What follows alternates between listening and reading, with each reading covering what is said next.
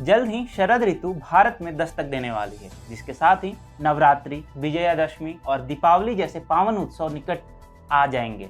इसी दिशा में मोदी सरकार अब कुछ ऐसे कदम उठाने जा रही है जो न केवल इस वर्ष के त्योहारों, विशेषकर दीपावली को और भव्य बनाएगी, बल्कि इन्हीं त्योहारों को अपना मंच बनाते हुए चीनी आयातों पर भी करारा प्रहार भी करेंगी। वो कैसे, जानेंगे टीएफआई के इस वीडियो में मेरे यानी अभिनव के साथ। तो चलिए आरंभ करते हैं। दरअसल केंद्र सरकार ने दीपावली पर आत्मनिर्भर भारत के स्वप्न को साकार करने हेतु कामधेनु योजना को बढ़ावा देने की दिशा में काम करना प्रारंभ किया है। परंतु यह है क्या और इससे क्या लाभ होगा, और यह चीन के आयातों के लिए कैसे दीपावली के परिप्रेक्ष्य में हानिकारक होगा।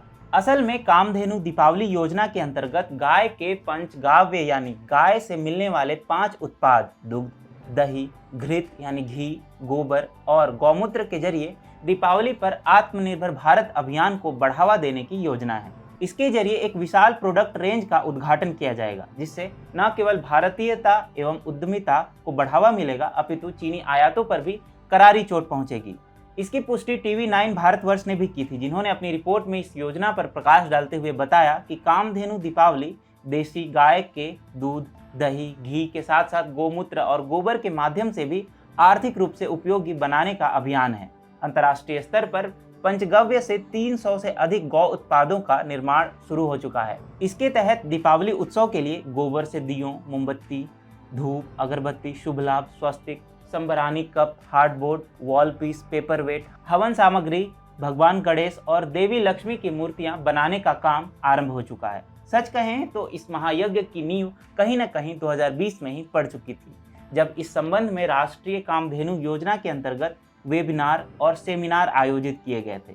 वोकल फॉर लोकल के अंतर्गत गौपालन उद्योग ने इस अवसर को दोनों हाथों से लपका और संयोगवश उसी समय गलवान घाटी में चीन ने धावा बोल दिया, जहां उसे मुंह की खानी पड़ी।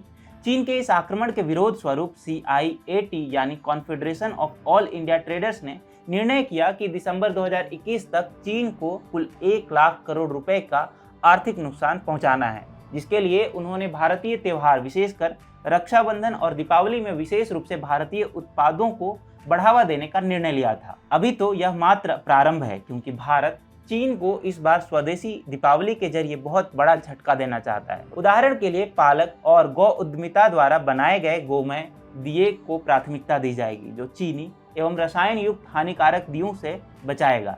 इको फ्रेंडली दियों का प्रयोग बढ़ेगा और पिछले वर्ष भारत से सभी राज्यों में करोड़ों गोमय दिए बनाए गए थे, लेकिन इस बार लक्ष्य इसे 100 करोड़ के पार ले जाने का है।